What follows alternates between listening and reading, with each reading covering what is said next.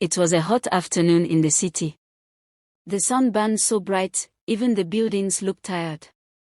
But under the large mango tree beside the busy street, a man sat quietly.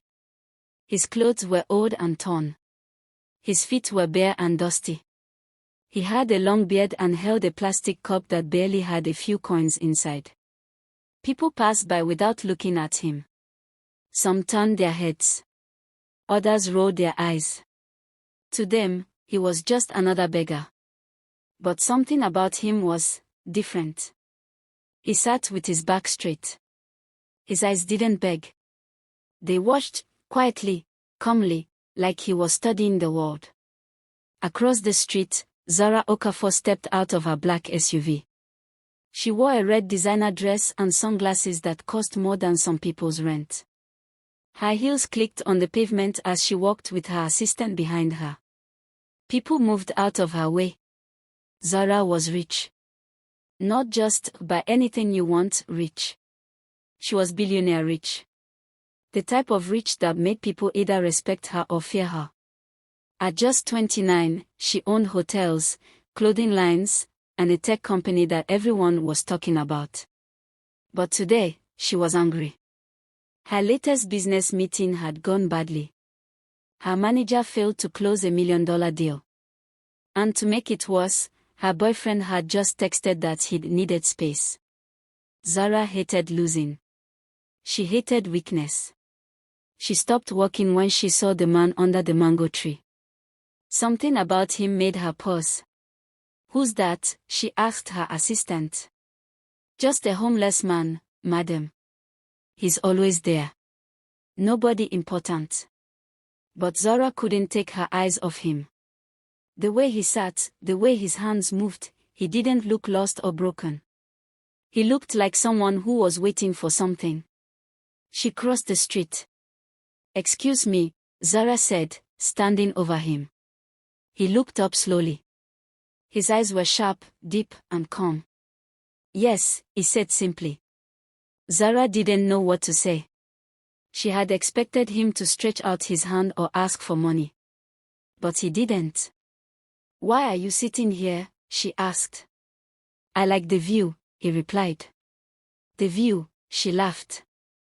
"This is a noisy street. There's nothing to see." "There's everything to see," he said. "People. Cars. Noise. Life." Zara raised an eyebrow. His voice was soft, but confident. Like he wasn't scared of her at all. No one ever spoke to her like that. "Do you always speak like this?" she asked. "Only when people ask questions they don't really want answers to." Zara's face tightened. Was he being rude? "Do you know who I am?" she asked. He smiled. "Does it matter?" That made her quiet. Her assistant walked over, whispering, "Madam, we are late for the next meeting." But Zara didn't move. "What's your name?" she asked. The man looked at her carefully, then said, "David." "No last name." "Does it matter?" he repeated.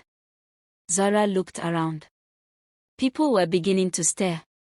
A billionaire talking to a beggar, it wasn't something you saw every day. She reached into her purse and pulled out a few folded bills. "Here," she said, holding them out. David looked at the money but didn't take it. "I don't need that," he said. Now Zara was confused. "You're on the street. You don't even have shoes. Why would you not take money?" "Because I'm not here to beg." "Then what are you doing here?" He didn't answer. He just looked at her, like he could see through the mask she wore. The one that smiled in public but was screaming inside. Zara suddenly felt uncomfortable. She dropped the money in his cup anyway and turned to leave. That night, she couldn't sleep. She kept thinking about him. The way he spoke. The way he didn't ask for anything. The way he looked at her, not like she was rich or famous, but like she was just human. Why did it bother her so much? Why did his eyes feel like a secret? The next day, she drove past the same street. He was there again. Sitting under the tree, sketching something in the sand with a stick. She parked her car and walked over. No bodyguards. No assistant. Just her. "You're back," he said without looking up. "Yes," she said. "I want to talk." "Why?" Zara sat on the edge of the pavement, careful not to let her dress touch the ground. "I don't know," she admitted. "Maybe I'm curious." David smiled but didn't say anything. "What are you drawing?" she asked. He moved his stick aside and let her see. It was a picture of a house, big, beautiful, and full of light. "It's nice," she said.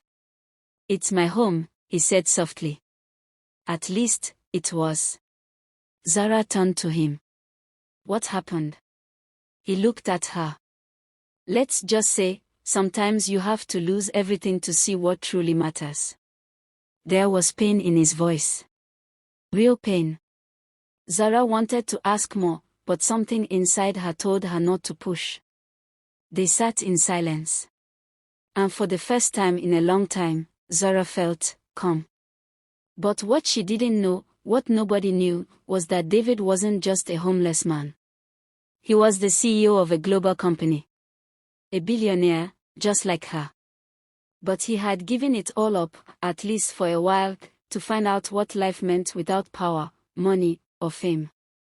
And now, something about Zara had caught his eye. But was it real? Was she different? Or was she just another rich person pretending to care? David wasn't sure yet. But he was about to find out. And so was she. The morning air was cool, but Zara's heart felt warm and confused. She had barely slept. Her mind kept circling back to the strange man under the mango tree. David. Homeless, barefoot, and yet, something about him was more put together than the men in her boardroom. She should have moved on. She had businesses to run, deals to sign, and a broken relationship to ignore. But instead of heading to her office tower, her driver took a turn toward the city market. "Madam," her assistant said from the front seat, confused, "I thought we were going to the tech hub." "Change of plans," Zara replied, her voice firm. The car stopped near the market entrance. The area was buzzing, traders shouting prices, children laughing, smells of roasted corn and grilled meat mixing with car fumes. Zara stepped out, this time dressed more simply in jeans, sneakers, and a hoodie pulled over her braided hair. She didn't want attention. She just wanted answers. And she was sure they were hidden under that mango tree. But when she got there, David was gone. His usual spot was empty. The sand where he had drawn yesterday was smudged. The cup with coins was missing. No stick, no sketches. Just footprints leading into the crowd. Zara stood there, frowning. "Looking for someone?" asked an old woman selling groundnuts nearby. Zara turned quickly. "Yes. A man who usually sits here. Long beard. Dirty clothes. His name is David." The woman narrowed her eyes. "David. That one who talks like he used to be somebody important." Zara's heart skipped. "Yes, that's him." The woman chuckled. "Strange man, that one. Doesn't beg. Doesn't steal. Sometimes helps fix radios or shows children how to draw with sticks.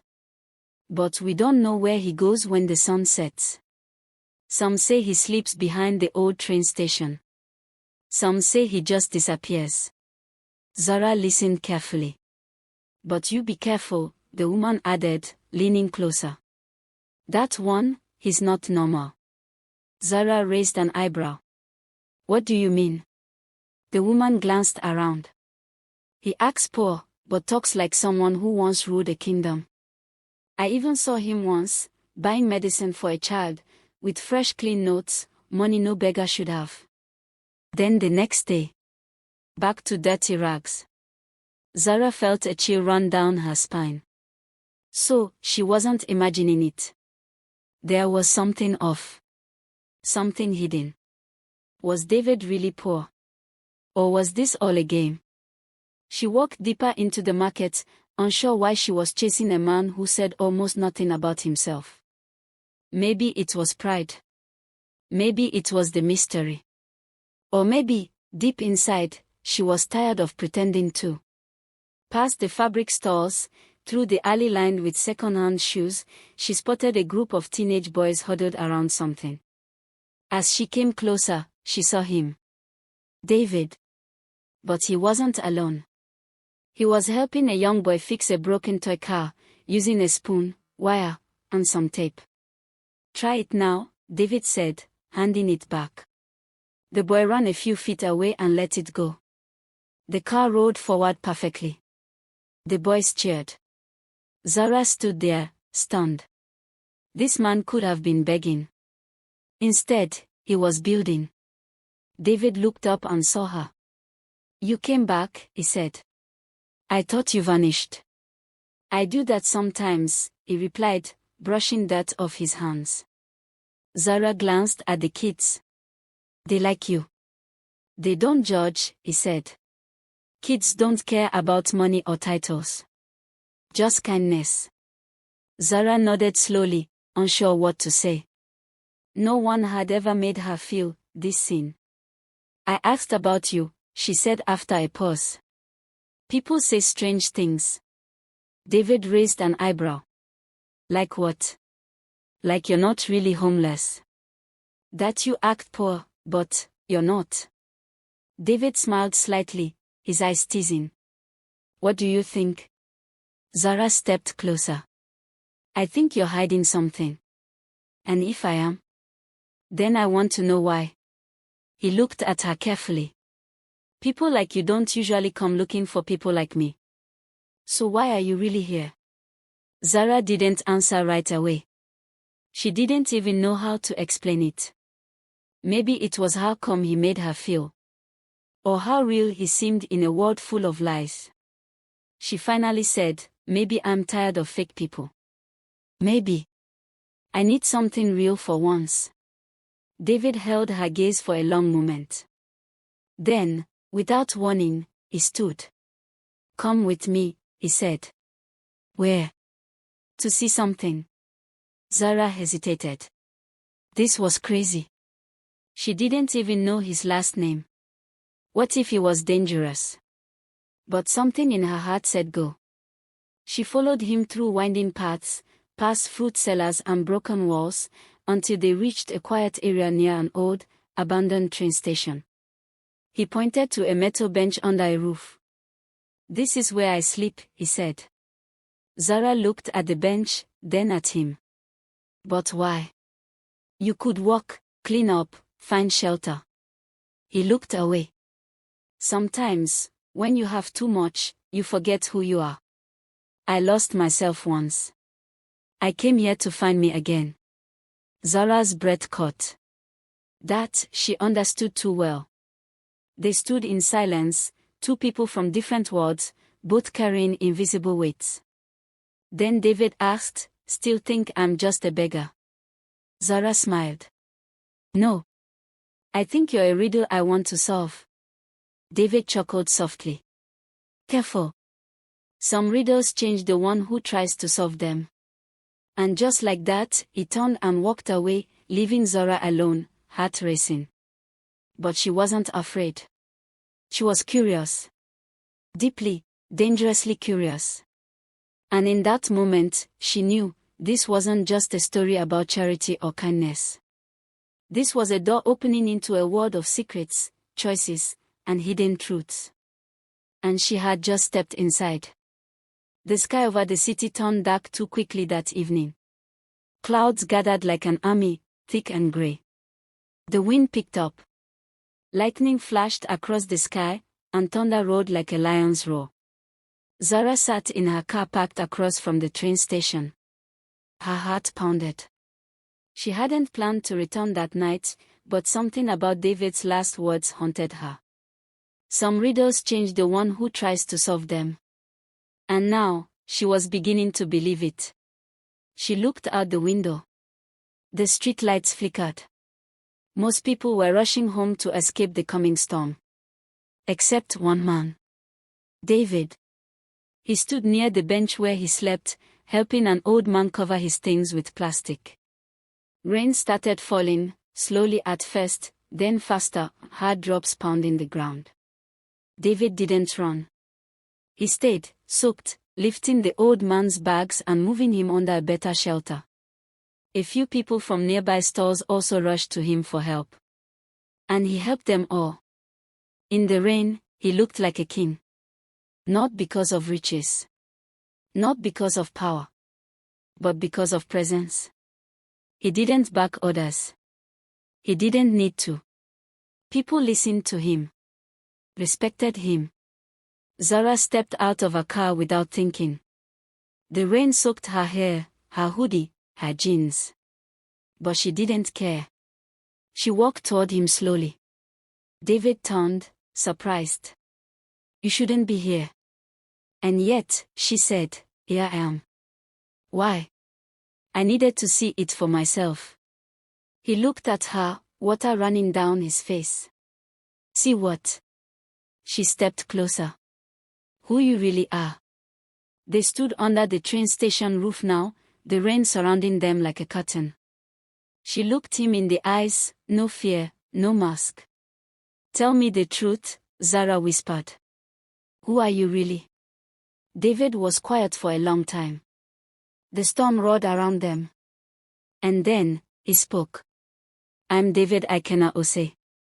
Founder of Ose Holdings. CEO of the Ose Tech Corporation. Forbes listed me twice. And yes, I'm richer than most of the country. Zara blinked. Her breath hitched. He continued, a few years ago, I lost someone I loved. My fiancé. Car crash. Everyone said I should just keep walking, buy a new house, fly to another city. But I couldn't. I felt lost. Empty. I didn't trust anyone around me anymore, people only saw my money, not me. So, I left, he said simply. I became someone else. I wanted to see the world again, but with nothing. To feel what others feel. To remind myself what matters. Zara couldn't speak. Her throat was tight. I didn't lie to hurt anyone, David added softly. I just wanted peace. I never expected you to walk into my quiet corner. You thought I wouldn't see you, she said, her voice shaking. No, he said. I thought no one would stay long enough to look. Zara looked at him, this man with wild hair and torn clothes, who held more wealth than most countries, and yet gave his time to strangers in the rain. She was silent for a long time, then whispered, You could have told me. David nodded. But would you have listened? Zara opened her mouth, then closed it. Maybe he was right. Everything in her life had been based on status, image, pride. But now, here was a man who could have bought her company, her house, her future, yet chose to live with nothing, and still had more strength than anyone she knew. And something deep inside her cracked open. The week passed. The story of a strange billionaire disguised as a beggar made the news. Someone had taken a video of David helping a child in the rain. It went viral. Reporters searched. Headlines roared. But by the time they came for him, he was gone. No one knew where he went. Not even Zora. She searched for weeks, asking questions, retracing his steps. Her heart wasn't just curious anymore, it missed him. Then one morning, an envelope arrived at her office. No return address. Inside, a plane ticket. And a note that simply said, You were the one who saw me. If you still want to, come find me. D. Epilogue, The Man in the Villa. Zara followed the note to a quiet island off the coast. There, hidden behind palm trees and wild gardens, stood a quiet villa, modest, peaceful, full of sun. And sitting on the porch, wearing a white shirt and soft smile, was David.